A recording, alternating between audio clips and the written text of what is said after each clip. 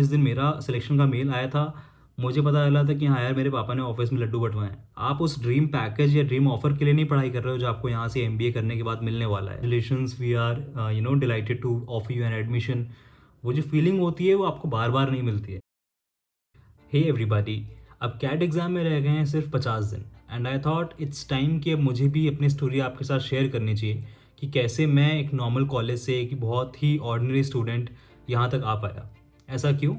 क्योंकि इस वक्त जो डाउट्स आप फेस कर रहे होगे, जो आप सोच रहे होगे, जो भी अनसर्टेनिटीज़ होगी, ये 100% होगा कि ये मैंने भी फील किया होगा जब मैं प्रिपेयर कर रहा था। So I thought maybe I should share my story with you guys, so that जो लोग अभी डिमोटिवेट फील कर रहे हैं, जिन लोगों को लग रहा है कि नहीं यार नेक्स्ट ईयर देंगे, इस साल तो अब टाइम निकल गया, उनके लिए वो एक रे ऑफ होप जो है वो उन्हें मिल जाए।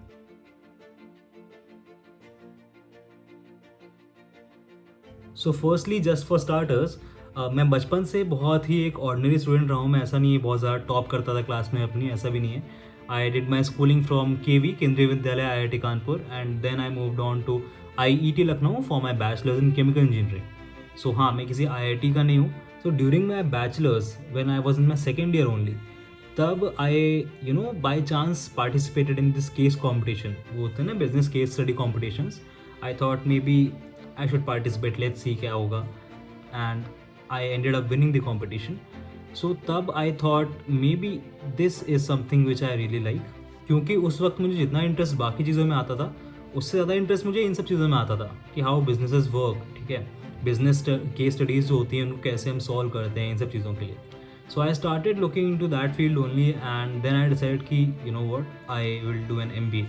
मैं जॉब नहीं लूँगा directly, and that's when I decide कि मुझे कैट के लिए प्रिपेयर करना चाहिए।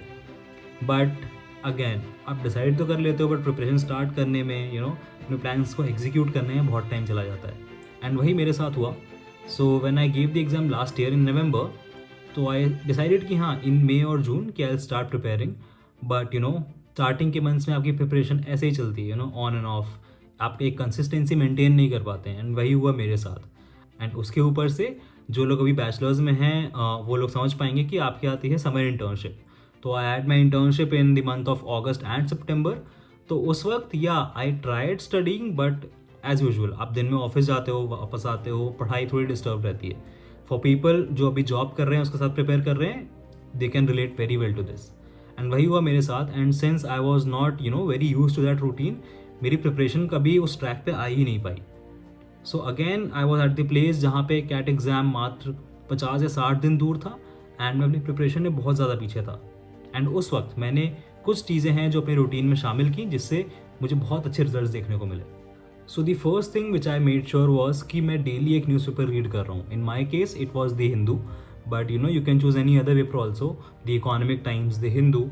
एंड इसके अलावा आई मेड अ टारगेट कि मैं डेली बेसिस पे 4 RCs, 4 LRDI के क्वेश्चन एंड प्लस 20 क्वांट से क्वेश्चन प्रैक्टिस करूँगा। ये गोल मैं डेली अचीव करता था। एंड ये अचीव करने के लिए you need to work hard. अगर आप कितने भी बिजी हैं, आपको वो टाइम निकालना ही पड़ेगा कि आप ये गोल्स अचीव कर पा रहे हो, इरिस्पेक्टिव ऑफ द फैक्ट कि आप कितने टाइम के लिए पढ़ाई कर रहे हो, अपने कॉन्सेप्ट्स को दोबारा रिवाइज कर रहे हो। ये कुछ गोल्स थे जिनको मैं हमेशा अचीव करने की कोशिश करता ही करता था। एंड कुछ वीक तक मैंने कंटिन्यूसली रूटीन फॉलो किया, एंड इससे मेरा कॉन्फिडेंस बहुत ज़्यादा बिल्डअप हो गया। And after that I decide कि इट्स टाइम मुझे मॉक्स दे देने चाहिए।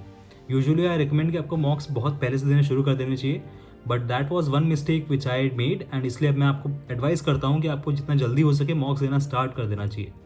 सो जब मैंने मॉक्स दिए, तो जो मेरा कॉन्फिडेंस बिल्डअप हुआ था ना पहले, इट गॉट शैटर्ड। एंड ऐसा क्यों था? क्योंकि प्रिपरेशन जो होता है बहुत ही अलग एस्पेक्ट होता है, बट मॉक में कैसा परफॉर्म कर रहे हो आप, वो बहुत ही अलग होता है। And so after the first mock only मुझे पता चल गया था कि मेरी प्रिपरेशन जो है वो अभी बहुत ज़्यादा पीछे है, जैसी होनी चाहिए in order to crack the exam. And at that time my confidence was again totally shaken. So I again started working very hard. जितने टारगेट्स थे मैंने इनको तो कंप्लीट करने का ठाना ही, बट इनके अलावा I started spending more time ताकि मैं एग्ज़ाम स्ट्रैटजी सीख सकूँ। ठीक है, पढ़ाई के अलावा कैसे एग्ज़ाम को आपको टैकल करना है, किस क्वेश्चन को चूज़ करना है, ये सब कर सकूँ। इससे हुआ क्या कि मेरी स्ट्रैटजी से प्लस मेरी प्रिपरेशन से, इन दोनों के कॉम्बिनेशन से मैं काफ़ी अच्छा परफॉर्म कर पा रहा था अपने मॉक्स में, एंड वो चीज़ साफ जाहिर हो रही थी मेरे मॉक्स में। लेकिन उन मॉक्स के एनालिसिस से मुझे पता चल रहा था कि हाँ, कुछ पॉइंट्स थे जो मेरे बहुत वीक थे अभी भी। ये एनालिसिस मैंने किया कैसे था? Well, while we are on this topic, let me tell you कि मैंने कहाँ से प्रैक्टिस की थी, कैसे मैंने मॉक्स दिए थे. So usually I don't recommend कि आप यही मॉक सीरीज़ लो. सी मॉक टेस्ट सीरीज़ जो होती हैं ऑलमोस्ट हर कोचिंग की सेम रहती हैं, बट इट डिपेंड्स कि आप कितना अच्छे से यूटिलाइज कर पा रहे हैं. And for optimum utilization you need your optimum analysis. And इसलिए मैंने चूज़ किए थे real cat मॉक्स.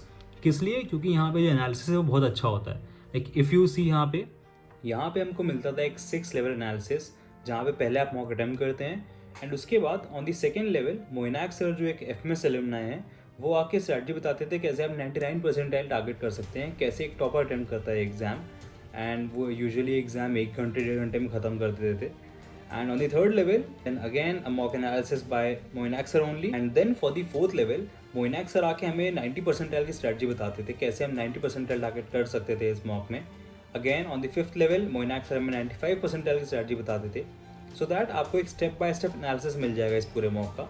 And lastly Sudhanshu sir आके पूरे 3 घंटे लेके पूरा मॉक एनालिसिस करते थे, step by step, question by question.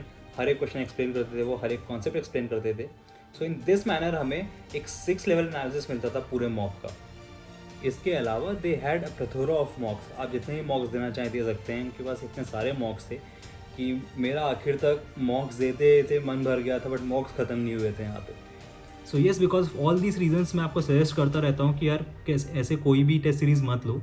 Please अपने हिसाब से रिसर्च करो, जो आपको पसंद आया वो लो, बट मेक श्योर कि एनालिसिस ऑन पॉइंट होना चाहिए वहाँ पे एंड ज़्यादा लोग वहाँ पे होने चाहिए, ताकि आपको अपनी रैंकिंग्स जो हैं, आप कहाँ स्टैंड करते हो, ये एक ज़्यादा पॉपुलेशन में पता चले.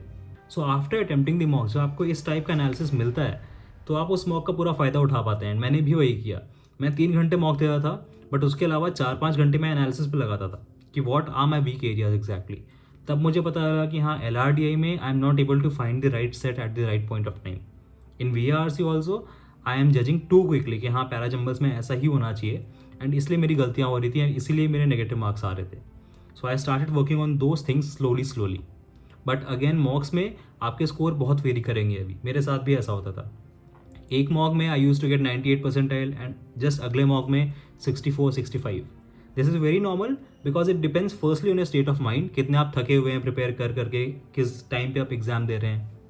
एंड सेकेंडली अगेन मॉक्स के लेवल ऑफ डिफिकल्टी चेंज होते रहते हैं. एंड सो आपको अपनी प्रिपरेशन भी उस लेवल तक पहुंचानी होगी कि हर लेवल ऑफ डिफिकल्टी के लिए आप अच्छा स्कोर कर पा रहे हैं. एंड ये होगा over the period of time. तो इसलिए प्लीज़ डिमोटिवेट मत होइए कि हाँ, इस मॉक में मार्क्स नहीं आ रहे हैं तो यार प्रिपरेशन मेरी अच्छी नहीं है. Just keep working hard over the period of time, you will improve definitely. Secondly मैं अपने पूरे वीक में एक दिन ऐसा ज़रूर निकालता था जहाँ मैं कुछ नया नहीं पढ़ता था. मैं सिर्फ वो रिवाइज करता था जो मैंने पूरे हफ्ते पढ़ा है. मेरे लिए वो फ्राइडे होता था, but you can decide any day, क्योंकि जब आप पढ़ाई करते जाते हो, आप जितना कोर्स कवर करते जाते हो उतना कोर्स आपके दिमाग में पाइल अप होता जाता है. एंड अगर आप रिवाइज नहीं करोगे तो जो आपने पहले पढ़ा है वो आप भूल जाओगे. ये सबके साथ होता है एक्सेप्ट दोज जीनियस स्टूडेंट्स जो एक बार पढ़ के सब याद कर लेते हैं. But again I was not one of those and इसीलिए मैं रिवाइज करता था. सो अगेन ये मैं रिलीजियसली फॉलो करता था कि हर हफ्ते मुझे एक दिन ऐसा निकालना ही निकालना है जब मैं सिर्फ रिविजन करूँगा, मैं कुछ नया नहीं पढ़ूंगा. एंड लास्टली आज आपके पास सब कुछ है. आपके पास कोचिंग रिसोर्सेज हैं, आपके पास अरुण शर्मा बुक्स हैं, आपके पास कोचिंग मटेरियल्स हैं. But the only thing which will differentiate you from everybody else at this point of time is your level of confidence, your motivation, your relentlessness कि हाँ, मैं हार नहीं मानूंगा. बिकॉज ये वो टाइम है जहाँ पे ज़्यादातर कैंडिडेट्स जो होते हैं वो बैकआउट कर देते हैं. इस बार शायद 3.3 ऑड लोगों ने 3.3 लाख ऑड लोगों ने ये फॉर्म फिल किया है. बट बिलीव मी, इसमें से 70% लोग वो हैं जो अभी स्ट्रगल कर रहे होंगे कि मैं एग्ज़ाम कैसे दूंगा, वो भी फ्रीक आउट कर रहे होंगे. मैं उनकी तो बात ही नहीं कर रहा जो ऑलरेडी हार मान चुके हैं. So this is the time जब आपको वापस अपने जो है हथियार उठाने हैं, ठीक है, अपनी मोटिवेशन को वापस लाना है एंड ये ठाना है कि हाँ यार, मैं एग्जाम क्रैक कर सकता हूँ, अभी भी टाइम है. एंड ऑलवेज रिमेंबर कि आप किसके लिए इतनी पढ़ाई कर रहे हो. You are not studying for those heavy packages, क्योंकि फर्स्टली वो MBA की रियलिटी नहीं होती है, ठीक है. You are studying for this life. आप यहाँ जो सीखोगे, जो आपको यहाँ पे पीयर ग्रुप मिलेगा, जो आप मेरे वीडियोज़ में देखते हो, एक्सपीरियंस जो है यहाँ का, आप उसके लिए पढ़ाई कर रहे हो. एंड उसके बाद just study to make your parents proud, ठीक है. मुझे अभी भी याद है कि in a typical Indian family, Indian dads they do not openly express कि हाँ बेटा, you have done very excellent job and all. But deep down they do feel those things and वो आपको पता चल जाता है. मुझे अभी भी याद है जिस दिन मेरा सिलेक्शन का मेल आया था, मुझे पता चला था कि हाँ यार, मेरे पापा ने ऑफिस में लड्डू बंटवाए. Study for these little things. जब वो मेल आता है ना आपके पास कि congratulations we are delighted to offer you an admission, वो जो फीलिंग होती है वो आपको बार बार नहीं मिलती है। एंड बिलीव मी, फीलिंग बहुत अलग होती है। I can not even express that in words. तो study for that feeling, study for this experience जो आपको ये 2 साल यहाँ पे मिलने वाला है, जिसके लिए मैं यहाँ पे आया। अभी सिर्फ 3 महीने हुए and I am already feeling overwhelmed. Okay, so I am not at all exaggerating, these things are true. So study for these little things कि हाँ यार मुझे अपने पेरेंट्स को खुश करना है, हाँ यार मुझे वो लाइफ जीनी है ना जिसके बारे में हर कोई इतनी बात करता है, मुझे एक बार देखना है कि एक्चुअली होता क्या है वहाँ पे। Study for that sense of achievement कि हाँ यार मैंने सच में कुछ अचीव किया है। ये 3.5 लाख की भीड़ को छोड़ के मैं इन टॉप उन बच्चों में आया हूँ जो इन प्रीमियर इंस्टीट्यूशंस में जा रहे हैं। उस फीलिंग को चेज़ करो, ठीक है। Again I think that's it to motivate you guys, ठीक है। इसके अलावा मैं और कुछ नहीं बोलने वाला हूँ। जस्ट वर्क हार्ड, रिमेंबर कि आप किसके लिए काम कर रहे हो। आपको जो करना पड़े आप वो करो। अपनी दीवार पे रूम में ना एक बड़ा सा पोस्टर लगा लो कि आपको इस बी स्कूल में जाना है। And I am not saying कि आपको उसी में ही जाना है, उसके अलावा आप कहीं जाओगे नहीं, ऐसा नहीं होता है। But that poster will keep you motivating कि हाँ यार रोज़ मुझे बेड से उठ के इतना पढ़ाई करनी, इतने क्वेश्चन सॉल्व करने ही करने, ठीक है।